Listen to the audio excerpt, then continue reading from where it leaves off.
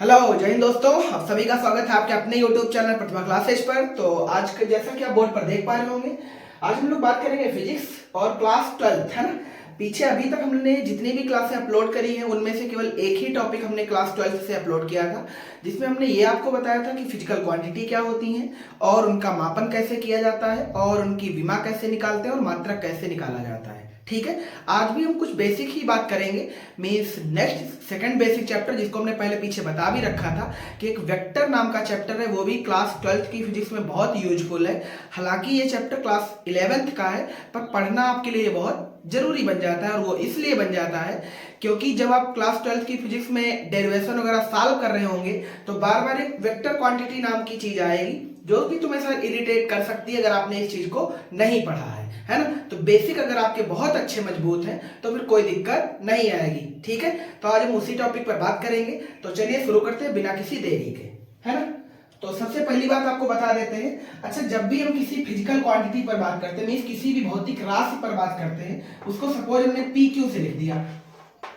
P Q मतलब physical quantity, है ना, फिजिकल क्वांटिटी। तो हम सभी जानते हैं किसी भी फिजिकल क्वांटिटी में दो वैल्यू होती हैं, एक तो उसमें आंकिक मान और उसका यूनिट। कहने का मतलब उसको ऐसे भी लिख सकते हैं, एन यू लिख लें। एन मीन्स न्यूमेरिकल वैल्यू और यू मीन्स यूनिट। यानी किसी राशि में दो चीजें होती हैं, एक तो उसका आंकिक मान और दूसरा यूनिट, है ना। यानी हम किसी भी भौतिक राशि को डिफाइन करने के लिए कह सकते हैं कि उसमें दो वैल्यू इन्वॉल्व है, एक तो न्यूमेरिकल वैल्यू और दूसरा उसका यूनिट, है ना। इस चीज का एग्जांपल समझते हैं, जैसे मान लीजिए तुम बाजार गए और 5 किलो आलू लेकर के आए, है ना। तो इसमें जो 5 है ये इसका न्यूमेरिकल वैल्यू है और जो केजी लिखा है वो इसका यूनिट है। क्या मेरी बात क्लियर है? ऐसी ढेर सारी बातें जो भी आप दिमाग में लाते हैं वो सब फिजिकल क्वांटिटी में आ जाएगा। ठीक है, पर ऐसा सब कुछ ठीक नहीं चलेगा। क्यों? क्योंकि कई बार कुछ ऐसी फिजिकल क्वांटिटी आती हैं जिनमें और भी कुछ इन्वॉल्व रहता है। जैसे आप मार्केट गए, आप मार्केट से 2 किलो आलू लेकर के आए, तो जाहिर सी बात है कि एक राशि जो अपनी बात को कंप्लीट कह पा रही है, पर वहीं पर मान लीजिए कोई नेक्स्ट कोई ऐसी राशि हो जो इस बात से कंप्लीट ना हो। फॉर एग्जांपल, जैसे मान लीजिए आप किसी से कॉल पर कहें कि हमें आपके वहां आना है और वो कहे कि आप जहां चौराहे पर आइएगा और चौराहे से मेरा घर 2 किलोमीटर दूर है ना। तो आप चौराहे पर आकर के 2 किलोमीटर किधर जाना पसंद करेंगे? ऐसे कैसे पता चलेगा? इसका मतलब ये है कि केवल 2 किलोमीटर इंपॉर्टेंट नहीं है। कहने का मतलब है कि न्यूमेरिकल वैल्यू और यूनिट ही इंपॉर्टेंट नहीं है। यानी कुछ ऐसी भी राशियां हैं जिनमें न्यूमेरिकल वैल्यू और यूनिट का तो वैल्यूएशन है ही, साथ में वो पूरी तरह से उस चीज को व्यक्त नहीं कर पाएंगी। इन्हीं राशियों को एक नाम दिया जाता है सदिश राशि। कौन सी राशि? सदिश राशि, जिसे इंग्लिश में आप वेक्टर क्वांटिटी बोलते हैं, है ना। तो आज हमारा जो टॉपिक है वो फिजिकल क्वांटिटी को दो हिस्से में डिवाइड करने का है, और वो दो हिस्से हैं, एक है स्केलर क्वांटिटी और दूसरा है वेक्टर क्वांटिटी, है ना। तो वेक्टर क्वांटिटी पढ़ने से पहले वेक्टर क्वांटिटी का एक बार फील लेना चाहिए। जैसे मान लीजिए सिंपल सी बात में बात करें कि आपका कोई एक मित्र है और वो आपसे बहुत प्यार मोहब्बत करता है ना। कोई भी हो सकता है, ऐसे मान लीजिए आपके गार्जियन है, आपके घर का गार्जियन है, और एंड मान लीजिए उसका किसी प्रकार बाय एक्सीडेंट या नेचुरल डेथ होने वाली है। देन वो आपको कुछ बताना चाहता है, मीन्स अपनी जिंदगी भर की जो कमाई रखी उसको बताना चाहता है, और वो मान लो आपसे बता दे कि घर में इतना सोना रखा हुआ है, कुछ भी रखा हुआ है, या बता दे घर के बाहर उस खेत में रखा हुआ है। तो क्या ये बात कंप्लीट है? क्योंकि मान लीजिए उसने कह दिया कि घर में या उस रूम में, कोई रूम ही बता देता है। मान लीजिए उस गार्जियन ने बोला कि एक रूम है, रूम नंबर भी बता दिया आपके घर में जो भी रूम है ना। उस रूम में 1 किलो सोना पड़ा हुआ है। इस रूम में क्या है? 1 केजी सोना है, 1 केजी गोल्ड है ना। आप बड़े खुश। जैसे उसने ये बात उसको बताई, जैसे मान लीजिए आपको ही बताई, आपने कहा ठीक है निपटो, काम खत्म, जो इंपॉर्टेंट बात थी वो तो तुमने बता ही दी, है ना। पर उसने एक चीज नहीं बताई। क्या नहीं बताई? वो ध्यान से समझना। अब उसने ये तो बता दिया था कि 1 केजी गोल्ड इस रूम में है, पर प्रॉब्लम किधर थी? अब तुम 1 केजी इसमें गोल्ड ढूंढोगे किधर, है ना। इसके डायमेंशन एक बार निकाल लेते हैं। जैसे मान लीजिए 1 केजी गोल्ड तो इस रूम में है, पर है कहाँ? इस चीज को बताना तो वो भूल ही गया था, या वो बताने वाला था, पर तुमने गोल्ड को सुन के इतना एक्साइटेड हो गए कि मरो साले तुम, है ना। कोई मतलब नहीं तुम्हारा, क्योंकि गोल्ड तो तुमने बता ही दिया है, पर उसने पूरी बात तो बताई ही नहीं थी, है ना। तो ध्यान से देखना। सपोज उसने कहा कि इस कमरे में गोल्ड है, और वो गोल्ड मान लीजिए वो कह दिया उसने कि 2 मीटर दूरी पर है। अब कहां से 2 मीटर है, किधर 2 मीटर है, ये बात उसने नहीं बताई। कहने का मतलब मैग्नीट्यूड तो बताया उसने, पर उसने क्या नहीं बताई, दिशा। क्या नहीं बताई, दिशा। अब आप बोलो किधर ढूंढोगे, इधर ढूंढोगे, इधर ढूंढोगे, इधर ढूंढोगे, इधर ढूंढोगे, इधर ढूंढोगे, इधर ढूंढोगे। कहने का मतलब 2 मीटर पूरा ढूंढना पड़ेगा। अरे कहने का मतलब पूरे रूम को 2 मीटर इधर उधर पैरेलल छान मारेंगे, है ना। पर क्या वो नीचे भी हो सकता है? अरे 2 मीटर रूम के नीचे भी तो हो सकता है ना। 2 मीटर रूम के और भी साइड में तो नीचे हो सकता है। कहने का मतलब ये था कि किसी भी जो फिजिकल क्वांटिटी है उसमें कुछ ऐसी भी फिजिकल क्वांटिटियां इन्वॉल्व हैं जिनमें अगर डायरेक्शन पर बात नहीं की जाएगी तो वो इनकम्प्लीट रहेंगी, है ना। जिसका एक बहुत अच्छा सा एग्जाम्पल यही है। और भी बहुत सारी बातें, जैसे मान लीजिए आपका ऑफिस घर से आपके 5 किलोमीटर दूर है और आपका कोई मित्र वहां आना चाहते हैं, आपके घर के गार्जियन वहां आना चाहते हैं, और आपने बता दिया कि मेरा ऑफिस आप अपने घर से 5 किलोमीटर दूर है। अब वो चौराहे पर पहुंच करके किधर जाना पसंद करेंगे? सपोज ये चौराहा है ना। और आप मान लीजिए कि आपका ऑफिस इधर था, ओ फॉर ऑफिस, और आपका घर यहाँ कहीं है, चौराहे पर ही मान लेते हैं कहीं पर, है ना। ये आपका हाउस है और ये हाउस और ऑफिस की दूरी कितनी है, 5 किलोमीटर है। अब मान लीजिए आपके होम से ऑफिस कोई आना चाहता है, उसको ये नहीं पता है कि ऑफिस किधर है, डायरेक्शन किधर है, और आपने कह दिया कि ऑफिस 5 किलोमीटर है। और जो इंसान आना चाहता है उसको भी इतना सेंस नहीं है कि दिशा भी पूछ लेनी चाहिए। हालांकि ऐसे बच्चों को हम गधे टाइप कह सकते हैं, या ऐसे समझ लो कि गोलू बच्चा है। गोलू बच्चे का मतलब समझते होंगे, घरों में इनको कहते हैं ना, मेरा बच्चा बहुत सीधा साधा है, भोला वाला है। भोला वाला एक्चुअल में नहीं, क्योंकि वो अपने बच्चे को गधा कौन कहना चाहेगा, है ना। तो ये जो बच्चा यहाँ से ऑफिस आना चाहेगा तो जब चौराहे पर पहुंचेगा तो 5 किलोमीटर जाएगा। अब किधर जाना ये बात इसने पूछी नहीं, और इत्तेफाकन इसने बताई भी नहीं जो ऑफिस बुला रहा है। तो ये यहां से निकला, इधर चला गया भाई 5 किलोमीटर, है ना। अब मान लीजिए यहां से यहां पर जब आया तो फोन किया और ये लोकेशन पे चेक किया, कुछ भी मान लीजिए, तो ध्यान दो। तो अब ऑफिस की दूरी कितनी है? अब ऑफिस की दूरी होगी 10 किलोमीटर। कहेगा ये क्या, 5 किलोमीटर तो तुमने बताया ही था, 5 किलोमीटर हम चल के भी आए, अब तुम कह रहे हो कि 10 किलोमीटर हो। अब वो 10 किलोमीटर पता लग आगे चला गया तब तो और पगला जाएगा। मान लो यहाँ करके इधर चला गया या इधर चला गया, कहीं भी जा सकता है यार, है ना। और इत्तेफाकन इधर भी आ सकता है, इसमें कोई रॉकेट साइंस नहीं है। वो तो तुक्का लगा रहा है ना, क्योंकि उसने को डायरेक्शन का नॉलेज नहीं है, डायरेक्शन वो पूछ भी नहीं रहा है ना। वो अपने ईगो में चला जा रहा है। अपने ईगो का मतलब वो बड़ा सीधा साधा बच्चा है, 5 किलोमीटर बस चले जा रहा है, चले जा रहा है। क्या ये बच्चा ऑफिस पहुंचेगा? पहुंच भी सकता है, पर पहुंचते पहुंचते क्या बहुत लेट हो जाएगा। पर अगर इसने डायरेक्शन पूछ ली होती तो ये बहुत जल्दी पहुंच जाता, एक ही बार में पहुंच जाता, मीन्स 5 किलोमीटर चलने पर ही पहुंच जाता। पर अगर इसने डायरेक्शन नहीं पूछी है तो 5 किलोमीटर क्या 50 किलोमीटर भी चल जाएगा तो शायद नहीं पहुंचेगा, या 5 किलोमीटर में भी पहुंच सकता है ना। तो ऐसी क्वांटिटी को बोलते हैं वेक्टर क्वांटिटी। क्या बोलते हैं? वेक्टर क्वांटिटी, है ना। अब थोड़ा इनका डिफरेंस समझ लेते हैं। देखिए, इनका कैलकुलेशन करना, इनका न्यूमेरिकल लगाना, ये तो सब बात की बात है, ये तो कैलकुलेशन सिखा दी जाएगी। पर अभी इनका फील ले लीजिए अच्छे से, है ना। आप ये समझ सके कि एक्चुअल में वेक्टर क्वांटिटी होती कौन सी आफत है, कोई नई आफत नहीं है। समझ में आ रहा है? ठीक, तो चलो डिवाइड करते हैं इनको। एक तरफ लिखते हैं स्केलर क्वांटिटी और एक तरफ लिखते हैं वेक्टर क्वांटिटी, है ना। मीन्स सदिश राशियां और अदिश राशियां। तो एक्चुअल में ये क्या है, इनको समझते हैं।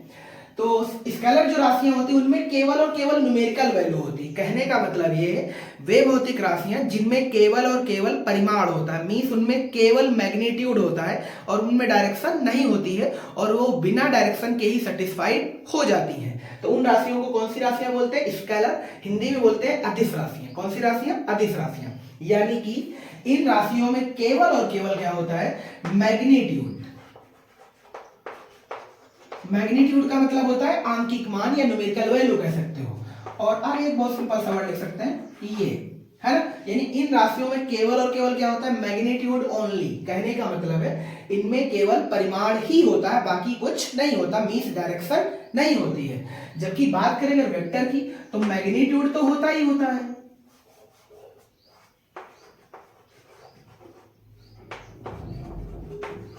मैग्नीट्यूड तो होता ही होता है, इसके साथ में क्या होती है? डायरेक्शन। क्या होती है? डायरेक्शन, है ना। दो चीजें तो ये है ही, तीसरी एक चीज और है। ये राशियां, एक नियम होता है ना, vector law of addition.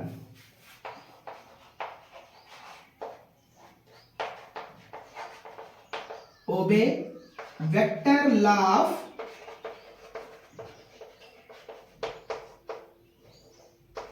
Addition, है ना, बहुत सिंपल सा पॉइंट है।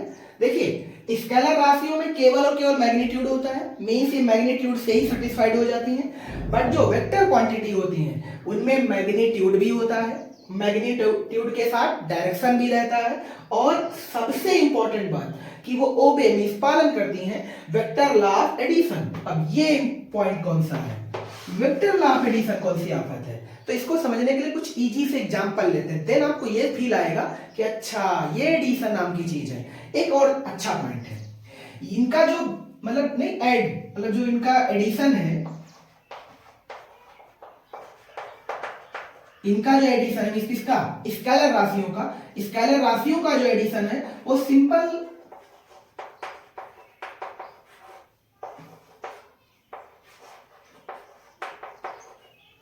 एडिशन ऑर्डिनरी अलजेब्रा मेथड, है ना, यानी इनका जो एडिशन है वो सिंपल बीजगणित की सहायता से कर सकते हैं। पर इनके एडिशन के लिए किसका यूज करते हैं, वेक्टर लॉ ऑफ एडिशन। तो प्रॉब्लम किधर है, हम इस एडिशन को वो सिंपली जानते हैं, जैसे 2 में 2 जोड़ेंगे तो 4 ही आएगा, 2 में 2 जोड़ेंगे तो 4 ही आएगा। पर यहां ऐसा नहीं है, यहां 2 में 2 जोड़ने पर 4 भी आ सकता है, 1 भी आ सकता है, या 2 और 2 के बीच कोई भी वैल्यू आ सकती है। इस चीज को समझने के लिए हम कोई एग्जांपल लेते हैं, देन आपको अच्छे से याद कराते हैं। जैसे अगर हम ये कहें क्या हम कोई भी बहुत सारी फिजिकल क्वांटिटी जानते होंगे जो स्केलर है और वेक्टर है, तो बिल्कुल आप जानते हो, जैसे आप उनमें से द्रव्यमान नाम की चीज सुनी होगी। तो द्रव्यमान किस प्रकार की राशि, तो आप कहेंगे कि द्रव्यमान एक अदिश राशि है। मीन्स अगर हम ये कहें कि किसी वस्तु का वजन 50 किलो है, तो 50 किलो बोलने का मतलब है कि वो सेटिस्फाई है उस बात से। आप कभी नहीं पूछेंगे 50 किलो किधर है, उत्तर में है, पूर्व में है, पश्चिम में है, पूछोगे नहीं। आपसे किसी ने पूछा आपका वजन कितना है, तो आपने कहा 50 केजी है। और क्या आप ये भी कहेंगे 50 केजी ईस्ट साइड, कहने का मतलब आपकी बॉडी का जो 50 किलो मास है वो ईस्ट साइड में घुसा पड़ा है, या 50 केजी मास वेस्ट साइड में है, नहीं। यानी 50 केजी कह देने से आपकी बात पर्याप्त हो चुकी है ना। तो इसका मतलब है कि ये राशि कैसी हो गई, अदिश हो गई। कैसी हो गई, अदिश हो गई, है ना। तो ऐसे ही इनके जो एडिशन है वो बहुत सिंपली रहते हैं, मीन्स ऑर्डिनरी रहते हैं, बहुत नॉर्मल अलजेब्रा से सॉल्व किए जा सकते हैं। फॉर एग्जांपल जैसे आप मार्केट गए और वहां से 2 किलो मैंगो ले लिया, क्या ले लिया, 2 किलो मैंगो, है ना, ये खाई आपने, और कुछ देर बाद भूख लगी, अगेन 2 किलो मैंगो खा लिया। हालांकि आप इतना खा नहीं सकते, ये बात हम भी समझते हैं, पर कहने में कोई बुराई नहीं है ना। ऐसे भी लोग हैं जो खा भी सकते हैं। तो 2 किलो मैंगो एक बार लिया, अगेन 2 किलो मैंगो एक बार लिया, है ना। अब जब आपको रिजल्ट मिला, मीन्स रिजल्टेंट जो राशि है, तो जाहिर सी बात है आपने टोटल मैंगो कितने खाए थे, 4 केजी। कितने खाए थे, 4 केजी। इसका और कुछ सिंपली सॉल्व नहीं कर सकते, मतलब कहने का मतलब ये है बस इनका रिजल्ट जो है वो 4 ही केजी है, ठीक है। बट अगर कोई वेक्टर क्वांटिटी है तो उसके आंसर लॉ एडिशन कई सॉल्व कर सकता है। फॉर एग्जांपल जैसे मान लीजिए आप में से या आप ही या हम ही किसी पॉइंट ए से, ये पॉइंट ए है और ये पॉइंट बी है, और हम वहां तक जाते हैं 4 मीटर। कितना गए, 4 मीटर, है ना। और फिर बी से सी, यहां गए हम 3 मीटर, है ना। यानी हम पहले पॉइंट ए टू बी गए 4 मीटर, फिर बी टू सी गए 3 मीटर। तो हमारा जो टोटल डिस्प्लेसमेंट है, आपने एक और भी राशियां सुनी होगी, विस्थापन और दूरी। दूरी एक अदिश राशि है जबकि विस्थापन एक सदिश राशि है ना। तो अदिश राशि होता मीन्स दूरी, अगर तुमसे पूछे इसमें कितनी आपने ट्रेवल करी, तो आपने टोटल दूरी बिंदु ए से सी तक कितनी ट्रेवल करी है, 7 मीटर। कितनी, 7 मीटर। बट बात करेंगे डिस्प्लेसमेंट की, मीन्स विस्थापन की, तो विस्थापन भी इत्तेफाकन इस सीरीज में 7 ही मीटर है। मीन्स इस लाइन का जो विस्थापन है, डिस्प्लेसमेंट है, डी फॉर डिस्प्लेसमेंट, डिस्टेंस नहीं है।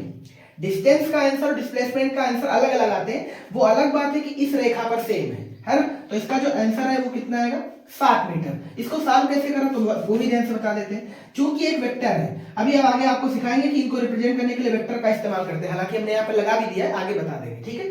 तो हम बोले यहाँ पे क्या लिख सकते हैं, 4 वेक्टर प्लस 3 वेक्टर, तो मात्रा कितना आ जाएगा, 7 वेक्टर, है ना। अगर डायरेक्शन अगर हम ध्यान से समझे तो डायरेक्शन का भी अभी आपको समझा देंगे, हालांकि ये सब बातें आपको आती भी होंगी। ये ईस्ट, ये नॉर्थ, ये साउथ, सॉरी ये वेस्ट और ये साउथ, तो डायरेक्शन भी साफ साफ दिख रही होगी। देखो 4 मीटर भी तुम ईस्ट की तरफ ही गए हो, 3 मीटर भी ईस्ट की तरफ गए हो तो टोटल डिस्प्लेसमेंट भी किस डायरेक्शन में है, ईस्ट डायरेक्शन में, वो कितना है 7 मीटर है। कोई दिक्कत तो नहीं, ठीक। बट ये तो एक केस हो गया है ना। पर अगर हम दूसरे केस में समझे कि आप ए से बी गए 4 मीटर, ए से बी गए 4 मीटर और आपको कुछ सूझा है, आप कुछ घर में भूल गए, घर तो छोड़ो, मान लीजिए बीच में कोई आपकी शॉप पड़ती थी, अब यहां से बी से आप रिवर्स आ गए यहां तक, है ना, और डिपेंड करा हमने कि ये वैल्यू 3 मीटर है, यानी ये पॉइंट तो बी ही है और ये वाला पॉइंट सी है। यानी आप पहले ए से बी गए 4 मीटर, फिर आप कुछ भूल गए मान लो, है ना, तो कभी कभी नहीं रिटर्न आते हैं आप, तो रिटर्न आ गए मान लीजिए बी से सी, यानी पूरा घर तक नहीं आए, घर के पहले ही रुक गए हैं 1 मीटर, तो मान लीजिए हमने यहाँ पर कट लगा दिया और सी पॉइंट बोल दिया और हमने कहा डिस्टेंस 3 मीटर है। अब अगर हम तुमसे पूछते हैं कि डिस्प्लेसमेंट कितना है, मीन्स वेक्टर डी कितना है, तो आप बोलो क्या लिखेंगे, क्या वेक्टर 4 प्लस वेक्टर 3, है ना। अब इसका जो आंसर आएगा वो 1 मीटर आएगा, है ना, कितना आएगा 1 मीटर। अब कहेंगे 4 और 3 में जोड़ने पे तो आंसर 1 ला दिया तुमने, तो एक्चुअल में यार लगा प्लस ही, एडिशन ही करना है ऑलवेज। बट जो दूसरा वाला वेक्टर है 3 मीटर, उसको ध्यान से, तो उसका डायरेक्शन चेंज है, क्या चेंज है, डायरेक्शन चेंज है, तो एक्चुअल में माइनस का 3 मीटर लिखा हुआ है। समझ में आ गई मेरी बात। जो निगेटिव वेक्टर होते हैं एक्चुअल मतलब, या ये कह रहे हैं कि आप जैसे मान लीजिए एक वेक्टर पूरब की तरफ, दूसरा वेक्टर पश्चिम की तरफ है, तो जो पश्चिम की तरफ वेक्टर है उसे हम निगेटिव ले लेंगे, है ना, तो जो 3 मीटर वाला वेक्टर एक्चुअल में निगेटिव है, पर लिखा ऐसे ही आएगा, आंसर कितना आएगा 1 मीटर। समझ में आ गई मेरी बात। यानी कि हमने देखा कि 4 में 3 जुड़ करके उत्तर 7 भी आ सकता है, 4 में 3 जुड़ करके उत्तर 1 भी आ सकता है, और भी कुछ हो सकता है, जैसे या नीचे दिख पा रहा है, चलो देखते हैं। हमने कहा वो तुम पहले ए से बी गए 4 मीटर, देन आप बी से नॉर्थ की तरफ चले गए सी पॉइंट, और ये डिस्टेंस है 3 मीटर, है ना।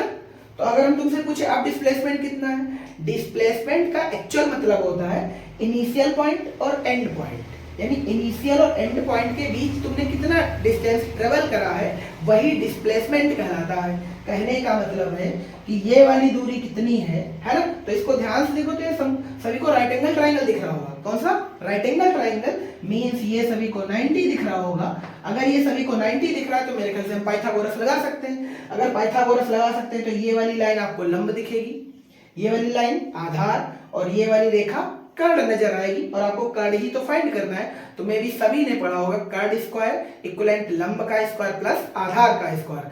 कर्ण को सॉल्व करेंगे, लंब का स्क्वायर प्लस आधार का स्क्वायर करके देन उस पर क्या आ जाएगा, रूट आ जाएगा। मीन्स 4 का स्क्वायर प्लस 3 का स्क्वायर मीन्स 16 और 9 25, 25 पर रूट करेंगे आंसर 5 आ जाएगा। कहने का मतलब है कि आप पॉइंट ए से सी तक जो डिस्प्लेसमेंट है वो कितना है, 5 मीटर। कहने का मतलब ये है, हमने जब इस लाइन को सॉल्व करा तो अगेन हम लिखेंगे vector 4 plus vector 3, but answer कितना 5 मीटर। क्या मेरी बात क्लियर है? तो कहेंगे बिल्कुल समझ तो सब कुछ आया है, पर आंसर तीनों जगह अलग अलग आए हैं। हमने जब इस रेखा पर आंसर सॉल्व किया तो आंसर कितना आया, 7 मीटर, है ना। जब हमने ऐसे सॉल्व किया अपोजिट लेकर के तो आंसर कितना आया 1 मीटर। परपेंडिकुलर लेकर के सॉल्व किया तो आंसर कितना आया 5 मीटर। इसका मतलब वेक्टर लॉ ऑफ एडिशन कोई नॉर्मल चीज नहीं है ना। तो हम अलग अलग टाइप से सॉल्व करना सिखाएंगे आपको। और हालांकि वेक्टर लॉ ऑफ एडिशन में एडिशन करने के बहुत सारे मेथड होंगे, उनमें से हम आपको क्या क्या पढ़ाएंगे एक बार बता देते हैं। देखिए बहुत जब हाई लेवल में आप जाएंगे जैसे आईआईटी जेईई मेंस वगैरह में, तो उनमें कुछ और भी एक्स्ट्रा लेवल पढ़ाया जाएगा, पर ऐसा नहीं कि यहाँ हम इस चीज को नहीं बताएंगे। ये चीज पढ़ाने का बेसिक मतलब यही है कि आप वहां तक भी पहुंच सकें, है ना। देखिए क्लासों में ये चीजें नहीं पढ़ाई जाती, क्लासों में सीधा चैप्टर ही उठा के शुरू कर दिया जाता है, और वहां जब वेक्टर आता रहता है तो थोड़ा बहुत टीचर बताता रहता है, क्योंकि उसे सिलेबस भी कंप्लीट करना होता है। हम इधर सिलेबस कंप्लीट करने बहुत ज्यादा नहीं बैठे हैं, ये उम्मीद बिल्कुल नहीं कि हम सिलेबस ही पूरा पूरा टिपा देंगे, नहीं, पर आपको गजब की फील आएगी इन क्लासों से। यहाँ पर आप जो कुछ भी पढ़ेंगे वो भविष्य के लिए आपके लिए बहुत इंपॉर्टेंट होगा जब आप क्लास 12th को क्रॉस करेंगे, है ना। और क्लास 12th क्रॉस करना कोई रॉकेट साइंस नहीं है कि रॉकेट पे ही जाना है, नहीं, आप पैदल पैदल भी जा सकते हैं, ठीक, उड़ना नहीं है आपको। तो ये चीज समझ में आई आपको। तो यहाँ पर हम आपको बता दें बहुत सारे देखो मेथड होते हैं। देखो त्रिभुज विधि होती है, गणितीय विधि होती है, समांतर चतुर्भुज विधि होती है, और एनालिटिकल मीन्स वही गणितीय विधि हो गया, और पॉलीग्राफ होता है मतलब ग्राफी विधि होती है। बहुत सारी विधियां हैं, पर आपको बता दें इंटर क्लास में आपको तीन विधियां आपको पढ़ाई जाएंगी। कौन कौन सी? एक तो त्रिभुज विधि पढ़ाएंगे हम आपको, एक समांतर चतुर्भुज विधि भी पढ़ा देंगे, और गणितीय विधि तो पढ़ाना ही पढ़ाना है। यानी आपको वेक्टर लॉ ऑफ एडिशन के हम कितने मेथड बता देंगे? 3। एक ना एक तो आपको आ ही जाएगा, है ना? तो कोई दिक्कत नहीं है, बने रहिए एंड तक, पूरा अच्छे से बताएंगे। जो टॉपिक शुरू करेंगे उसे एंड भी बहुत अच्छे से करेंगे, ठीक है? और आपका काम ये है कि वीडियो को आराम से पहले एक बार तो जरूर पूरा देखा करें, देन आप उसे बना बना के देखा करें, क्योंकि कई बार जब चीजें आप पहली बार पढ़ रहे होते हैं तो समझ नहीं आती हैं, है ना? और आज का जो क्लास है, आज का जो वीडियो, आज का जो लेक्चर है वो बहुत बेसिक है। बेसिक का मतलब बहुत इजी उसमें चीजें आनी है, बहुत कठिन चीजें नहीं है ना? यानी इसमें ऐसा कुछ भी नहीं आएगा जो आपको बाउंस मारे। क्लियर हो गया? तो ये चीजें आप सभी को याद होनी है। तो एक बार रिपीट कर देते हैं। स्केलर क्वांटिटी में क्या होता है? ओनली मैग्नीट्यूड, और दूसरा पॉइंट इनका जो एडिशन है वो नॉर्मल अलजेब्रा मेथड से किया जाता है। जबकि जो कोई राशि वेक्टर है तो वेक्टर क्वांटिटी में क्या क्या होता है? एक तो मैग्नीट्यूड होता है, दूसरा उसमें डायरेक्शन इन्वॉल्व रहती है, और तीसरा वो ओबे मतलब पालन करते हैं किसका? वेक्टर लॉ ऑफ एडिशन का। वेक्टर लॉ ऑफ एडिशन क्या है? तो राशियों को जोड़ने के हमने कुछ 3 बातें आपको बताई, एक तो ये, एक तो ये और एक तो ये, है ना? और इन तीनों में तुमने ध्यान से देखा उसके आंसर अलग अलग आए हैं, तो आप कहेंगे बिल्कुल आए हैं। 4 और 3 को जोड़ने पे 7 भी आता है, 1 भी आता है और 5 भी आता है, ठीक है? कहने का मतलब है ये कि जो इसका आंसर है वो 7 से नीचे कुछ भी हो सकता है, 1, 1.5, 2, 2.5, 3, 3.5, पौने 4, 4 कुछ भी, ठीक है? बट जब हम इधर जोड़ते हैं, इधर 2 केजी मैंगो जोड़ेंगे तो आंसर 4 ही केजी आएगा, ठीक है? जैसे मान लीजिए आप मार्केट गए, 3 किलो कुछ और खरीदा, 3 किलो कुछ और खरीदा, तो आंसर 6 ही केजी आएगा, है ना? जबकि यहाँ पर अगर आप 3 मीटर इधर गए, 3 मीटर रिटर्न गए, तो आंसर 0 हो जाएगा। क्या मेरी बात समझ में आ रही है? तो इसे बोलते हैं वेक्टर लॉ ऑफ एडिशन, ठीक है? आगे बढ़ते हैं, कुछ और बातें समझ लेते हैं, इनके एग्जाम्पल समझ लेते हैं, है ना? और एग्जाम्पल ही इंपॉर्टेंट है, क्योंकि आप कई राशियों का फील नहीं कर पाएंगे, ठीक? तो इंपॉर्टेंट है कि इनके आप एग्जाम्पल बहुत भयंकर रट के रखें एकदम, ताकि जब भी सवाल आए, जब भी हम फिजिक्स पढ़ रहे हो, तो पढ़ाते वक्त टीचर के आपको ये लगना चाहिए कि ये राशि स्केलर है और ये राशि वेक्टर है ना? तो कुछ राशियां लिखते हैं एग्जाम्पल में, तो ध्यान से देखना है। पहली राशि हमने लिखा दूरी, है ना? तो दूरी भी कैसी राशि है? स्केलर, है ना? यानी तो दूरी को सॉल्व करने के लिए हम कौन सा मैथ लगाएंगे? अलजेब्रा, ऑर्डिनरी, है ना? ठीक, इधर चलते हैं और बहुत सारी राशियां लिख देते हैं। दूरी हो गया, चाल हो गया, समय हो गया, ताप हो गया, ऊर्जा हो गया, घनत्व हो गया, द्रव्यमान हो गया, आयतन हो गया, वैद्युत धारा हो गया, वैद्युत आवेश हो गया, विभव हो गया, है ना? आयतन लिख ही चुके हैं, बस छोड़ो, बस इतने बहुत है ना? आपको कम से कम इतनी राशियों को रट के रखना है भयंकर एकदम, कि ये राशियां अदिश राशियां हैं। कैसी राशियां हैं? अदिश। तो जाहिर सी बात है कि जब इनके न्यूमेरिकल्स आएंगे तो भी क्या हम इजीली सॉल्व कर सकते हैं? बिल्कुल, है ना? और आपको बता दें कि इनमें से बहुत सारी राशियां ऐसी हैं जो इंटर में भयंकर इन्वॉल्व है। फॉर एग्जाम्पल ऊर्जा और घनत्व और द्रव्यमान बहुत कम है, आयतन भी बहुत कम है, पर वैद्युत धारा और आवेश और विभव और प्रतिरोध ये सब भयंकर आएगा, है ना? तो इन चीजों को आपको आना चाहिए, राशियां कैसी हैं, कोई दिक्कत तो नहीं। इनमें डायरेक्शन होगी क्या? तो आप कहेंगे नहीं, पर ध्यान से देखो तो कुछ में होती भी है यार। फॉर एग्जाम्पल एक राशि, आप सभी लोग इस पे वैद्युत धारा देख पा रहे होंगे, तो हम इसको थोड़ा हाईलाइट करते हैं। कौन सी राशि? वैद्युत धारा। और भी है, ऐसा नहीं है। समय, एक आदि और लिखते हैं, दाब, है ना? तो इन राशियों की बात खास क्या है, इनको भी समझा देते हैं। देखो कई बारी हम बोल देते हैं कि ऐसी राशियां जिनमें दिशा हो वो क्या हो जाएंगी? सदिश राशियां। क्या हो जाएंगी? सदिश राशियां। पर आप कहोगे हम ऐसी कई राशियों को जानते हैं जिनमें दिशा भी है, मैग्नीट्यूड भी है, बट वो सदिश नहीं है, उनको काहे में रखा जाता है? अदिश में। तो फिर क्या दिक्कत है? तो एक थर्ड पॉइंट भी है अपने पास, है ना? इसलिए इसको लिखा है। केवल इतनी बात कह देने से कोई राशि वेक्टर नहीं होती, ये बात हमेशा आप याद रखेंगे, है ना?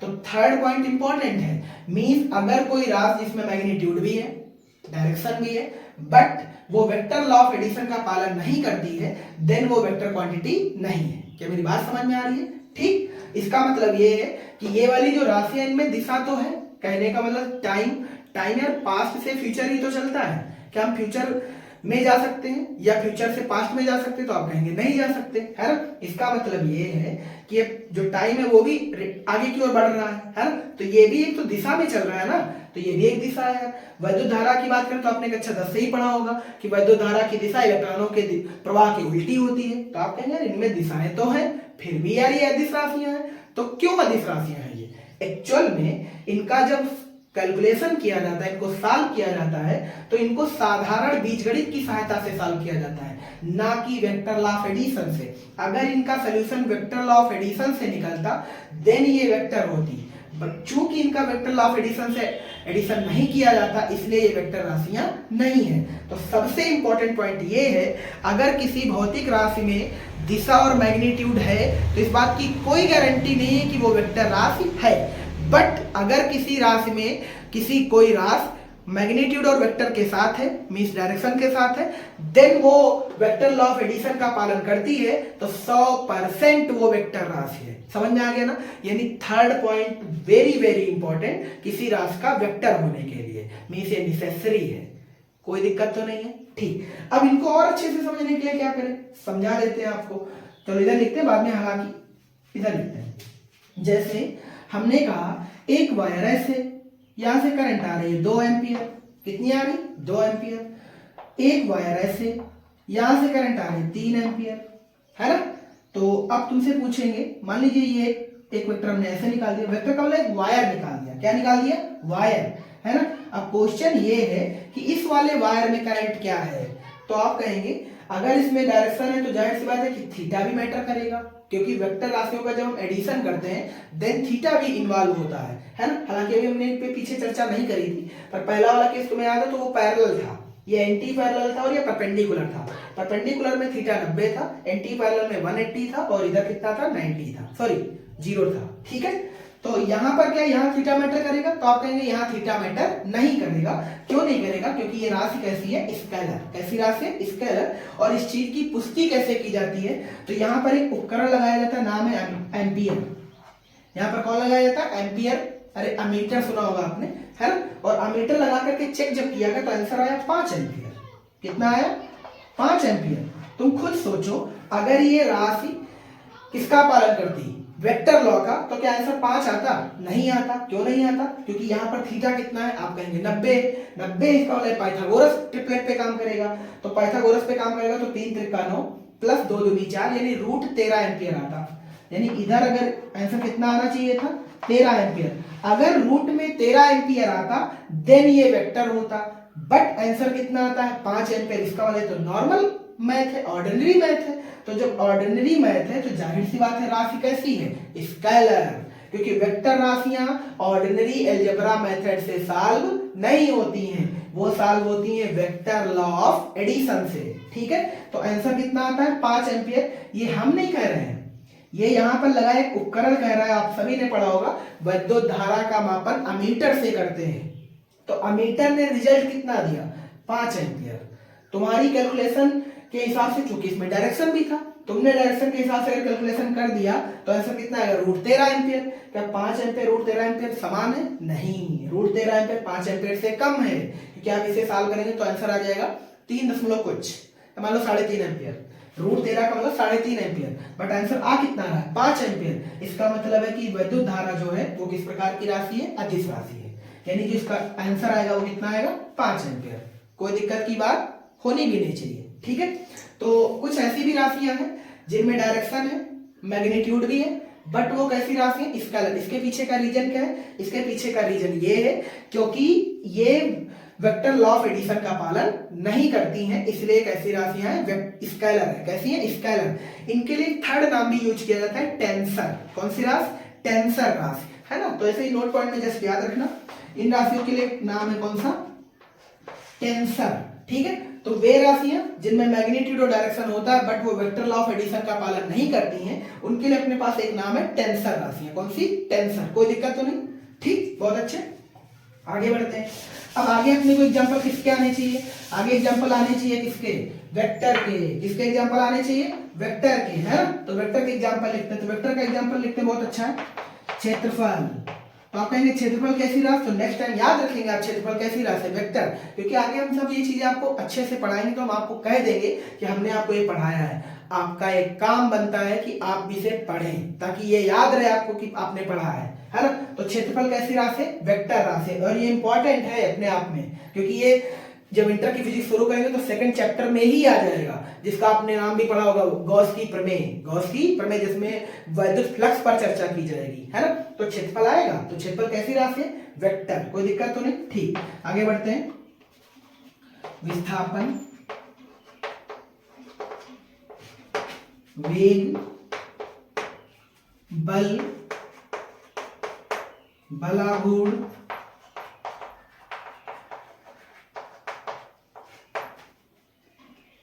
विद्युत क्षेत्र,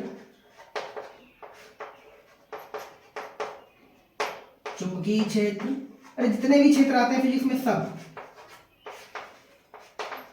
विद्युत क्षेत्र, चुंबकीय क्षेत्र, गुरुत्वीय क्षेत्र। हालांकि गुरुत्वीय क्षेत्र इंटर में आप सुनने को नहीं पाएंगे, पहले चैप्टर में थोड़ा बहुत इसके बारे में जरूर बताएंगे हम आपको, है ना। और बोलो त्वरण है, और बोलो धारा घनत्व है, ये नाम अपने आप में बड़ा इंपॉर्टेंट है, कॉमा विभव प्रवणता है,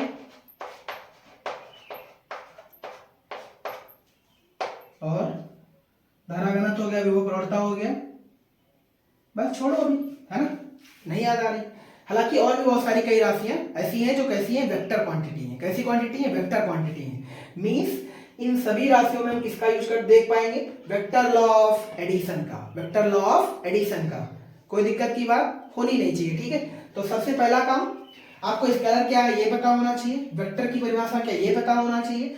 आगे सबसे इंपॉर्टेंट चीज है कि इनके आपको एग्जाम्पल आने चाहिए। अगर आपको एग्जाम्पल बहुत भयंकर याद है, देन आप इस चीज को न्यूमेरिकल करते वक्त ये चीज समझ पाएंगे कि जब हम इसका डेरिवेशन न्यूमेरिकल करेंगे तो इसमें डायरेक्शन लिखने की कोई आवश्यकता नहीं होगी।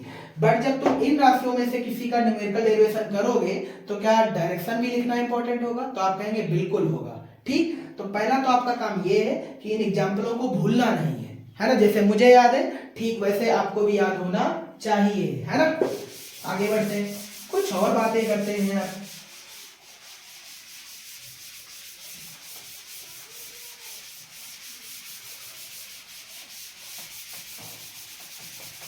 इनका दूसरे अपनी एक मस्त हेडिंग है, रिप्रेजेंटेशन ऑफ वेक्टर, है ना। आज की इस वीडियो में केवल हमने पहले ही बता दिया, हम केवल और इंट्रोडक्शन पे ही बात करेंगे, है ना। और भी कुछ एक्स्ट्रा नहीं पढ़ना है आज। नेक्स्ट क्लास में हम लोग पढ़ेंगे टाइप ऑफ वेक्टर, यानी जब अगली क्लास आएगी तो उसमें हम टाइप ऑफ वेक्टर पढ़ाएंगे आपको, है ना। तो यहाँ पे लिखना है रिप्रेजेंटेशन ऑफ वेक्टर।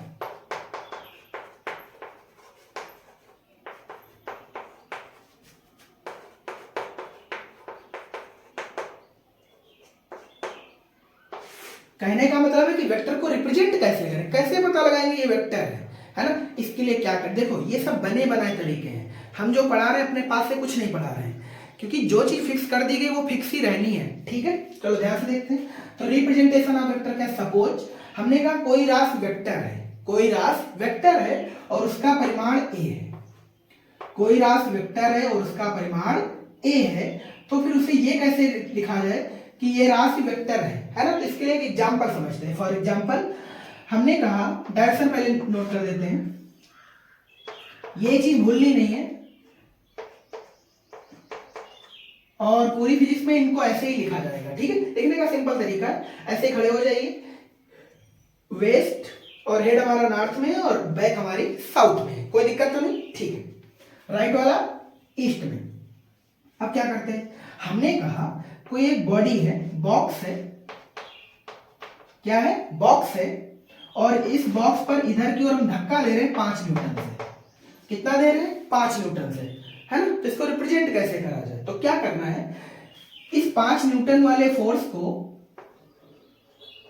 हम ऐसे भी लिख सकते हैं कि देखो, मेरे ख्याल से आप सभी ने मैप वगैरह तो देखे ही होंगे। मैप में अगर तुमने ध्यान से एक चीज नोटिस करी हो तो क्या जितना बड़ा मैप बना उतना ही बड़ी दुनिया है, उतनी बड़ी भारत है, उत्तर प्रदेश है, कुछ भी है? तो आप कहेंगे नहीं है। एक छोटी सी चीज में बहुत बड़ी चीज को इन्वॉल्व किया गया है, तो जाहिर सी बात है उसमें कोई ना कोई पैरामीटर भी यूज किया गया होगा, है ना? अरे बताने के लिए कि इतने बराबर इतने, है ना? फॉर एग्जाम्पल जैसे अगर हम यहाँ पे लिख दें कि अगर हम पटरी से नाप के वेक्टर बनाना चाहें तो वेक्टर बनाने के लिए क्या करेंगे, तो हम सपोज ये चीज फिक्स करेंगे अपने आप से, ये कहीं से सीखनी नहीं, ये चीज तुम्हें खुद समझनी है। तो हमने कहा कि 1 सेंटीमीटर की लाइन 1 न्यूटन को दिखाएगी। 1 सेंटीमीटर की लाइन कितने न्यूटन को दिखाएगी? तो आप कहेंगे 1 न्यूटन को दिखा रही है। तो जाहिर सी बात है अगर हम कहीं पर 5 सेंटीमीटर रेखा खींच दें तो क्या वो 5 न्यूटन को रिप्रेजेंट करेंगे? तो आप कहेंगे बिल्कुल रिप्रेजेंट करेगी, क्योंकि 1 centimetre equivalent 1 newton, then 5 centimetre equivalent 5 newton, है ना? इसका मतलब है कि इस बॉक्स पे जो फोर्स लग रहा है उस पर अगर हम 5 सेंटीमीटर का एक वेक्टर खींच दें देन वो डिफाइन करेगा कि वो 5 न्यूटन का है। ऐसा क्यों? क्योंकि ये चीज हमने आपको ब्रैकेट में बता रखी है ना? तो आप क्या करिए, ये वाला 5 सेंटीमीटर का इधर एक रेखा खींच दीजिए। क्यों? क्योंकि ये ईस्ट में ही है। किधर है? ईस्ट में है ना? तो अगर हम कहें कोई रास वेक्टर है तो रास वेक्टर है तो कितनी है? कहेंगे 5 न्यूटन है। किधर है? किधर है? तो ईस्ट है। किधर है? ईस्ट है। और ईस्ट है तो और 5 सेंटीमीटर का ऐसे वेक्टर खींचेंगे। सपोज ये 5 सेंटीमीटर है ना? तो क्या ये लिखना ठीक रहेगा?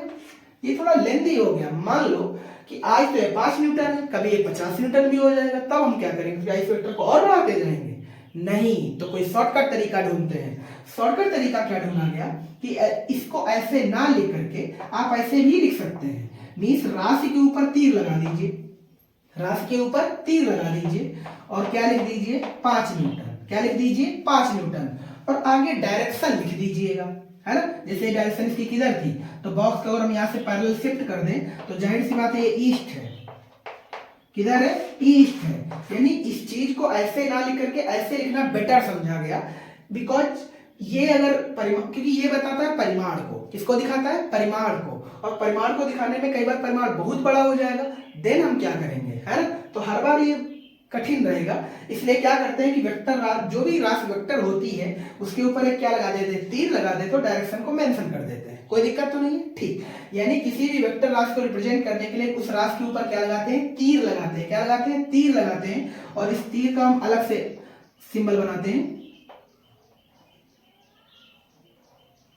ठीक है? सपोज हमने ऐसे बनाया, ये तीर है। ये क्या है? तीर। एक्चुअल में इस तीर का नाम वेक्टर ही है।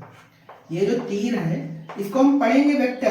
क्या पढ़ेंगे? वेक्टर। कोई दिक्कत तो नहीं? ठीक। इसके दो हिस्से भी हैं, एक ये वाला हिस्सा देख पा रहे होंगे आप और एक ये वाला हिस्सा देख पा रहे होंगे, है ना? इन दोनों हिस्सों पर थोड़ा ध्यान देना सभी को। इस हिस्से का नाम है हेड। इस हिस्से को क्या बोलेंगे? हेड। और इस हिस्से को बोलते हैं टेल। इस हिस्से को हेड और उस हिस्से को टेल।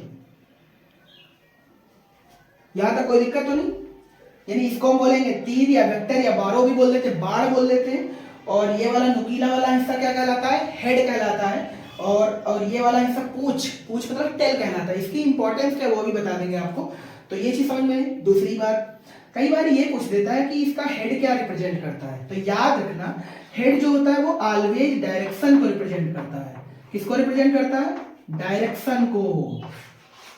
और जो तीर की लंबाई है यानी यहां से लेकर के यहां तक, ये रिप्रेजेंट करता है मैग्नीट्यूड को, अरे परिमाण को। किसको रिप्रेजेंट करता है? यानी वेक्टर का तीर ही बताता है कि हमारी वैल्यू कितनी है। जैसे अगर हम कहें वेक्टर ए ये है, वेक्टर बी ये है, तो आपको यहां से ये चीज समझनी चाहिए कि वेक्टर बी ग्रेटर है वेक्टर ए से। वेक्टर बी ग्रेटर है वेक्टर ए से, बस इसका इतना ही मतलब है, ठीक है? तो किसी भी वेक्टर राशि को रिप्रेजेंट करने के लिए तीर का इस्तेमाल करते हैं, इसको आप वेक्टर बोलेंगे। इसका एक हिस्सा हेड होता है और दूसरा टेल होता है। हेड क्या दिखाता है? डायरेक्शन। और इसकी जो तीर की लंबाई है, तीर की लंबाई बोलो चाहे उसका मैग्नीट्यूड बोलो, बात एक ही है, ठीक है? तो यहां तक उम्मीद करते हैं समझ आया होगा। कुछ और भी रिप्रेजेंटेशन है, उन चीजों को भी समझ लीजिए। फॉर एग्जाम्पल वेक्टर ए बराबर 5 न्यूटन ईस्ट। वेक्टर ए बराबर 5 न्यूटन ईस्ट, इसको हम ऐसे भी लिख सकते हैं,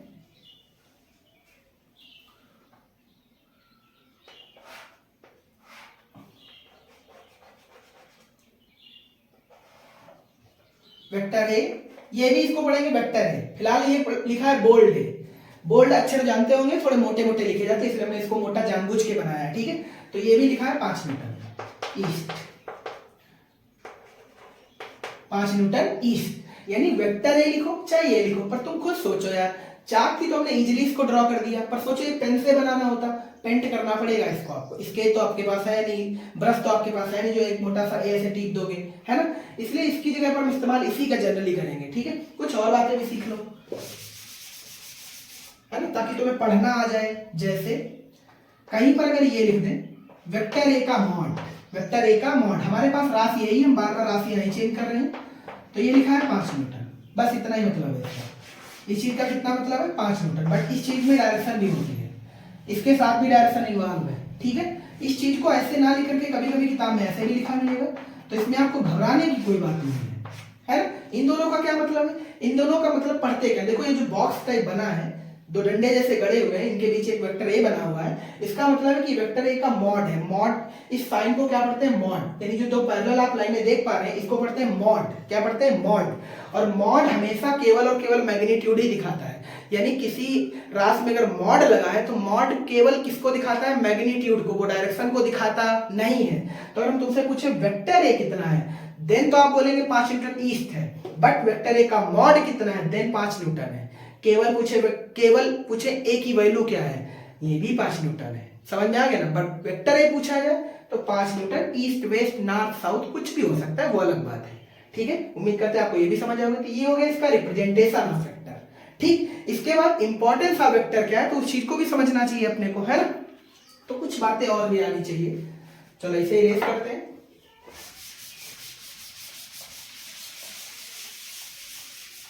तो किसी भी राशि में जो तीर लगा, तीर में जो तीर की लंबाई है वो क्या दिखाती है, तो आप कहेंगे कि उसका परिमाण दिखाती है।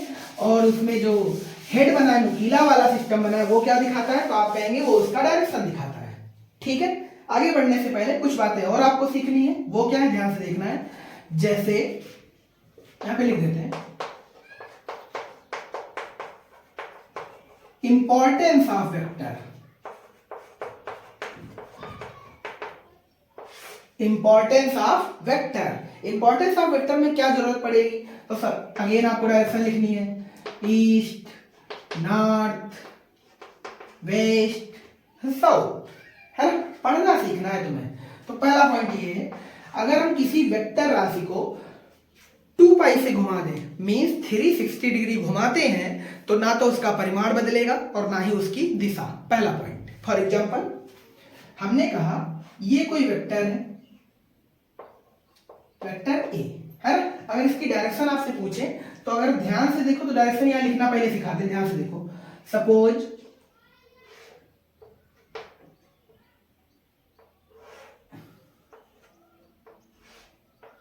एग्जैक्ट बीच में हमने इन चारों रेखाओं को खींचा है, तो जाहिर सी बात है कि ये सब 45 डिग्री पे है। कितने पे है, 45 डिग्री। चाहे इधर से ले लो चाहे उधर से ले लो, इसमें कोई दिक्कत नहीं है। मीन चाहे जिसके साथ नाप लो, है ना, चाहे इस रेखा को इससे माप लो चाहे इस रेखा को इससे माप लो, सभी के साथ 45 डिग्री है, ठीक। तो जो 45 डिग्री वाली रेखा एक्चुअल में इसका नाम है नॉर्थ ईस्ट, इसका नाम बोलो। अरे इन दोनों के बीच की तो जाहिर सी बात है नॉर्थ ईस्ट। अगर हम बात करें इसकी तो इसका नाम होगा साउथ ईस्ट, है ना। इसका नाम बोलो साउथ वेस्ट, इसका नाम बोलो नॉर्थ वेस्ट, ठीक है। दूसरी एक चीज खास बात बता दें आपको, याद रखना डायरेक्शन जनरली नॉर्थ और साउथ को ही कांस्टेंट रख के लिखी जाएंगी, ठीक है। फॉर एग्जांपल हम यहाँ पर ईस्ट और साउथ नहीं लिख करके साउथ ईस्ट लिखा है, तो एक पढ़ने का एक सिंपल तरीका है, बाकी इसमें कोई आफत की बात नहीं है, आप इसे ईस्ट साउथ भी लिख सकते हैं, ठीक है।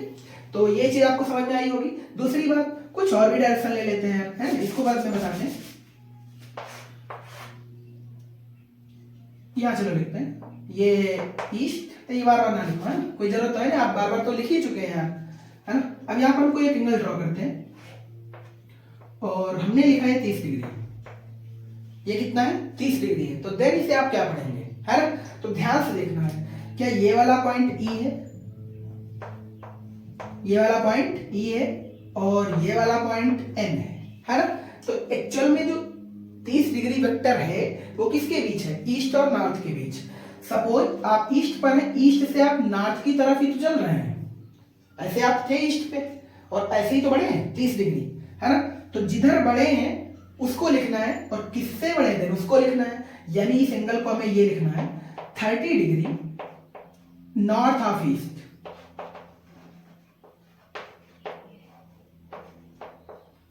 नॉर्थ ऑफ ईस्ट, ये नॉर्थ लिखा है, चाहो तो पूरा भी लिख सकते हैं, पूरा छोड़ो अब जगह नहीं है ना।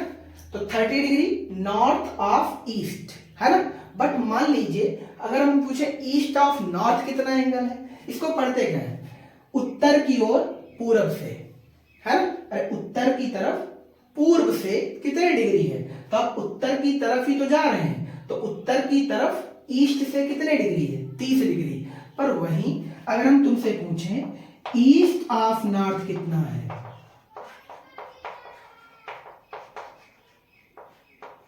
ईस्ट ऑफ नॉर्थ कितना है, तो ध्यान से देखो, तो ये वाला एंगल कितना है, तो आप कहेंगे 60 है यार। कितना है, 60। तो ईस्ट ऑफ नॉर्थ कितना है, यानी ईस्ट की तरफ और नॉर्थ से, तो ईस्ट की तरफ यानी जब ये वाला एंगल ऐसे आएंगे, आप मान लीजिए यहां पर थे, तो जब आप इधर ऐसे चलेंगे तो ईस्ट की तरफ जा रहे हैं, नॉर्थ से कितनी दूरी पे है, 60 डिग्री पर। उम्मीद करते हैं दोनों लाइनें आपको अच्छे से समझ आई होंगी। ज्यादा बकवास ना करके हमने को आपको सॉलिड पॉइंट लिखा हुआ है, ठीक है।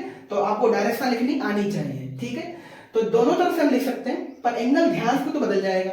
जब हमने ईस्ट से नॉर्थ लिखा, मीन्स नॉर्थ ऑफ ईस्ट लिखा, यानी पूरब से उत्तर की ओर लिखा, तब ध्यान से देखो तो उत्तर कितना आया, 30 डिग्री है। यानी उत्तर की तरफ पूरब से कितने डिग्री है, 30 डिग्री। यानी हम उत्तर की तरफ है बट ईस्ट से कितनी दूर है, 30 डिग्री। ये चीज लोकेशन में आपको मदद करती है। नहीं जब कोई कमांडो या कोई पुलिस वाला बताता है कि हम यहां से यहां हैं, है ना, देन यहीं से वो बताता है कि हम पैरेलल या पूरब वाली क्षितिज से 30 डिग्री नॉर्थ की तरफ है ना। इसका मतलब अगर कोई इंसान यहाँ है जिससे कांटेक्ट कर रहा है, तो इस चीज को समझ पाएगा कि वो ईस्ट की तरफ है 60 डिग्री। कितना है, 60 डिग्री, जो कि यहाँ लिखा हुआ है। कोई दिक्कत तो नहीं। आप ऐसी हर जगह पर लाइनें ड्रॉ करके आराम से लिख सकते हैं, है ना। हम आपका ज्यादा टाइम वेस्ट नहीं करेंगे।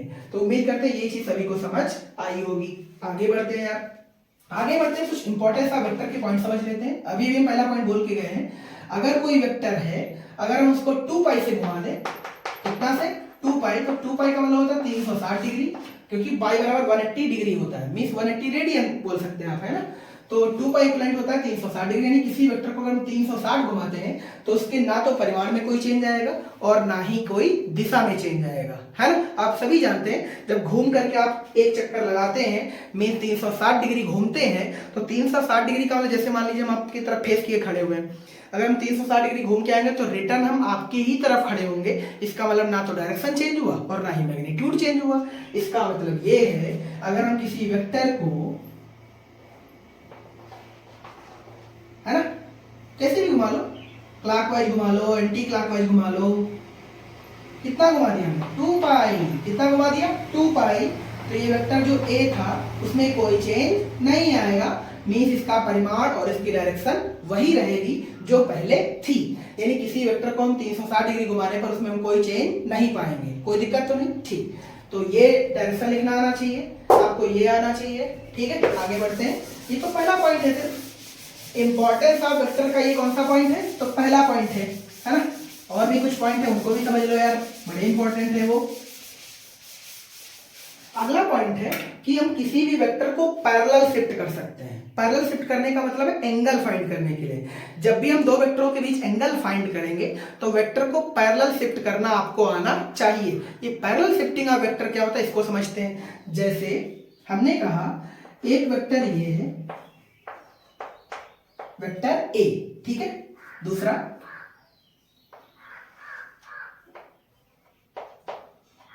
ये वेक्टर बी है ना। अब क्वेश्चन ये है कि इनको एक ही पॉइंट से कैसे खींचें।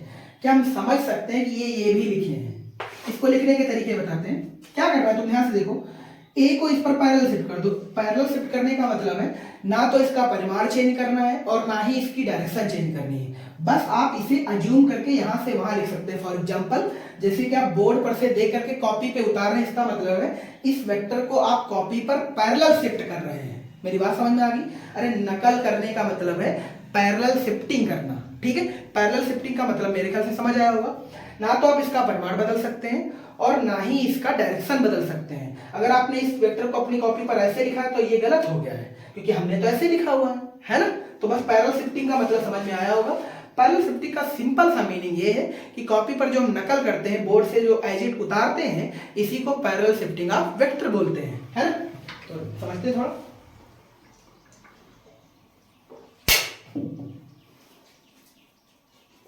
शिफ्ट करते हैं तो ए को उठाइए, बी पर पैरेलल शिफ्ट कर दीजिए।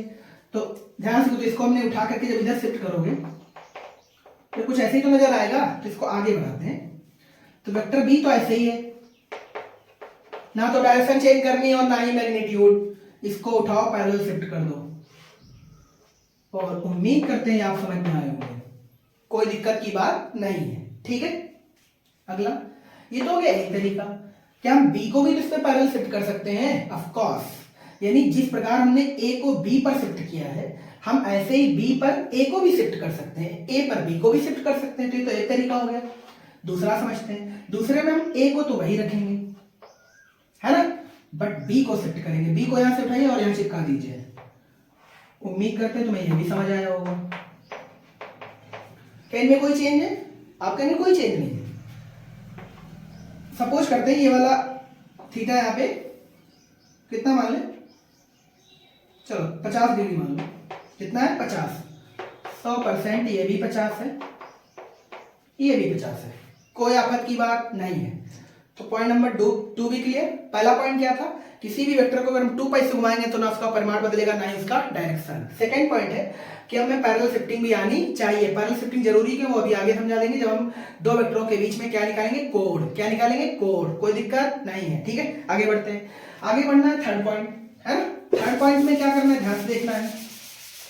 थर्ड पॉइंट ये है कि किन्हीं भी दो वेक्टरों के बीच जो मैक्सिमम एंगल हो सकता है वो कितना हो सकता है ना। तो आपको बता दें 0 डिग्री, थीटा और 180 डिग्री। बस ये पॉइंट याद रखना है। ठीक है, किसी भी वेक्टर के बीच का मिनिमम एंगल कितना हो सकता है? 0 डिग्री। मैक्सिमम कितना हो सकता है? 180 डिग्री। यानी किन्हीं भी दो वेक्टरों के बीच का जो एंगल है वो 0 डिग्री से कम नहीं होगा और 180 से ज्यादा नहीं होगा। ठीक है, इसको कैसे पता करेंगे? तो ध्यान से देखना है। जब भी हम सॉल्व करेंगे न्यूमेरिकल वगैरह कुछ भी, तो एक पॉइंट अपने को दिमाग में ये भी आना चाहिए कि किन्हीं भी दो वेक्टरों के बीच का जो थीटा है वो पहली बार 0 से कम नहीं होगा और 180 से ज्यादा नहीं होगा। यानी अगर तुमसे ये कह दें दो वेक्टर क्वांटिटी 240 डिग्री पे, देन आप इसका बताइए रिजल्टेंट वेक्टर क्या है, आप लिख के लीजिए। हम इसका रिजल्ट निकाल नहीं सकते, क्योंकि रिजल्ट निकालने के भी लिए कुछ इंपॉर्टेंट पॉइंट है, कुछ सुटेबल पॉइंट। और वो पॉइंट में ये पॉइंट ये बड़ा इंपॉर्टेंट है कि मैक्सिमम हम कितना थीटा ले सकते हैं? 180, इससे ज्यादा नहीं। इसका मतलब ये है कि दो वेक्टर राशियों के बीच जो मिनिमम कोण बनता है, एक्चुअल में वही उनके बीच का कोण होता है। और कोण लिखने का सिंपल सा तरीका और है कि दो वेक्टर राशियों का हेड से हेड मिला दो या तो टेल से टेल मिला दो। टेल से टेल मिलाने और हेड से हेड मिलाने पर जो कोण बनता है उनमें से जो छोटा कोण होता है वही उसका एंगल बिटवीन होता है। ठीक है, चलो समझते हैं इस चीज को। जैसे क्या ले लें, फॉर एग्जाम्पल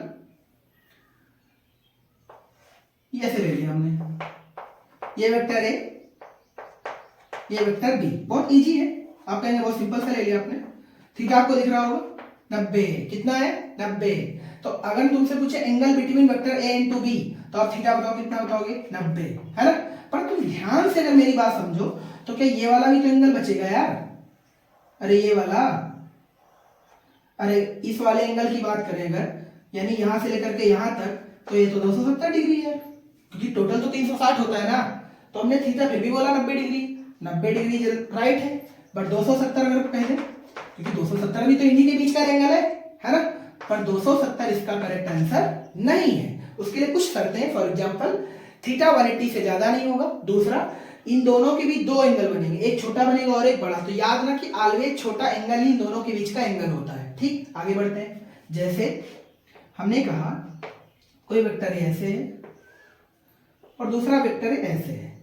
ये वेक्टर ए है, ये वेक्टर बी है, और इनके बीच का एंगल ये है 120 डिग्री। अब तुमसे सवाल मेरा ये है कि वेक्टर ए और बी के बीच का कोण क्या है? ठीक है, तो इसके पहले हमेशा याद रखना है, कोण फाइंड करने के लिए क्या करना है? टेल टू टेल, यानी टेल से टेल मिला दो यार, या फिर नहीं मिलाना आता है कोई बात नहीं, हेड टू हेड मिला दो, यानी दो वेक्टरों का हेड से हेड मिलाओ या तो टेल से टेल मिलाओ, यानी ताल से ताल मिलाओ, हेड से हेड मिलाओ, देन आप फाइंड कर पाएंगे कि उनके बीच का वेक्टर क्या है। इनके बीच के वेक्टर फाइंड करने के लिए अभी भी हम एक पॉइंट पीछे पढ़ा के गए, parallel shifting of vector. Parallel shifting of vector में क्या करेंगे आप, देखो ध्यान से, तो ये इसका हेड है, ये इसका टेल है, बट इस वाले वेक्टर में की बात करें तो ये इसका हेड है और ये इसका टेल है। इसका मतलब यहाँ पर हेड टेल, यानी इसका बी वेक्टर का हेड वेक्टर ए के टेल में घुसा पड़ा है, बट नियम तो ये है टेल से टेल मिलाओ या तो हेड से हेड मिलाओ, है ना। तो ध्यान से देखना है क्या करना चाहिए, क्या करना चाहिए, क्या पैरेलल शिफ्टिंग ऑफ वेक्टर कर देना चाहिए, ऑफ कोर्स कर देना चाहिए। जैसे हमने ये कहा ये वेक्टर ए था, खींच लिया, और वेक्टर बी को इसी के साथ पैरेलल कर दो, मतलब इसी के साथ पैरेलल ऐसे, तो वेक्टर बी को हमने ऐसे खींच दिया, है ना। ये वेक्टर बी है, कोई दिक्कत नहीं है, और ओरिजिनल वेक्टर ये था, कुछ अच्छा लगे ना, थोड़ा और अच्छे से बनाते हैं, या चाहो तो इसी में बता सकते हैं। ध्यान से देखना, हम बी को शिफ्ट कर रहे हैं, है ना। अब तुम ध्यान से देखो, ये एंगल 120, पर जब तुमने बी को ए से शिफ्ट किया तो बोलो क्या, ये इसका हेड है, ये इसका हेड है, तो जाहिर सी बात है टेल टेल आपस में मिल चुके हैं, मुझे एक ही तो कोई करना है, या तो टेल से टेल मिलाना है या तो हेड से हेड मिलाना है यार, है ना। तो हमने टेल से टेल मिलाया। अब क्वेश्चन है कि बताओ इनके बीच का एंगल ये वाला कितना है, तो टोटल बोलो कितना होता है 180, कितना 180, और 180 में 120 माइनस कर दो, तो यहाँ पे लिखेंगे थीटा 180 माइनस 120 इक्वलेंट बोल 60 डिग्री, यानी बिटवीन ए टू बी जो एंगल है वो कितना है 60 डिग्री। कोई समस्या की बात नहीं है, उम्मीद करते हैं समझ आया होगा। ठीक है, आगे बढ़ते हैं, एक एग्जांपल और लेते हैं, इसी के साथ क्लास एंड करते हैं। मिलते हैं नेक्स्ट वीडियो में, और नेक्स्ट वीडियो अपना क्या होगा समझ चुके होंगे आप, type of vector. Type of vector 3-4 क्लासें लेंगे, वेक्टर को समाप्त करेंगे बहुत अच्छे तरीके से। ठीक है, चलो इधर देख,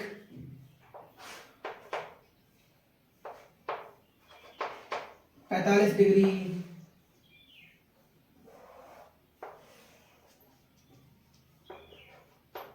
ये इसका टेल है, ठीक है, कितना है 60 डिग्री, ये वेक्टर ए है, ये वेक्टर बी है। ठीक है, क्वेश्चन ये है कि वेक्टर ए और बी के बीच थीटा क्या है, वेक्टर ए वेक्टर बी के बीच थीटा, यानी कोई दो वेक्टर है ए और बी, इनके बीच आपको थीटा बताना है, तो बोलो कैसे करें। क्या आपने कोई ये लाइन याद है, tail to tail head to head, यानी टेल से टेल मिला लो या तो हेड से हेड मिला लो, है ना। दूसरा काम पैरेलल शिफ्टिंग ऑफ वेक्टर, बहुत अच्छे, ध्यान से देख, ये वेक्टर बी है, एक पैरेलल शिफ्ट कर दे, ये इसका टेल हेड है और ये इसका हेड है, यानी इस वेक्टर का जो हेड है वो इस वेक्टर के टेल में घुसा पड़ा है, पर नियम तो ये है कि टेल से टेल मिलाना है। इस वेक्टर को ऐसे ही शिफ्ट कर दे, जितने पर ये उतना ही एंगल इधर आएगा, इसका मतलब है ये वाला एंगल कितना आएगा 60, कितना आएगा 60। अगर तू सही सही समझता है तो क्या ये वाला एंगल 45 है, तो 100% ये वाला एंगल भी 45 ही होगा, इसका मतलब ये वाला एंगल कितना है 45। अब बोल वेक्टर ए और बी के बीच एंगल कितना है, ये वेक्टर ए और ये वेक्टर बी, तो बोल थीटा कितना है, क्या ये दोनों ही एंगल ही थीटा है, ये वाले दोनों एंगल ही क्या है थीटा है, तो 45 और 60 105 डिग्री। उम्मीद करते हैं आपको लगा होगा कि इसमें कोई रॉकेट साइंस नहीं है आज के लेक्चर में, ठीक है, बट ये लेक्चर इंपॉर्टेंट है आगे वाले लेक्चर को बेसिक समझने के लिए। तो आज का वीडियो ठीक ठाक लंबा हो चुका है, बट आप इसे अगर पूरा देखेंगे तो यकीन करो मजा आएगा और आगे कुछ बेहतरीन सीखेंगे, ठीक है। और बस इसी के साथ ये क्लास एंड करते हैं, नेक्स्ट वीडियो में हम लोग मिलते हैं जिसमें हम लोग बात करेंगे टाइप ऑफ वेक्टर, छोटी सी क्लास आएगी टाइप ऑफ वेक्टर। कोई दिक्कत तो नहीं कि हमने इसमें एंगल बिटवीन भी समझ जाए, ठीक है। तो मिलते हैं नेक्स्ट वीडियो में, जय Hind, thanks for watching. Amazing!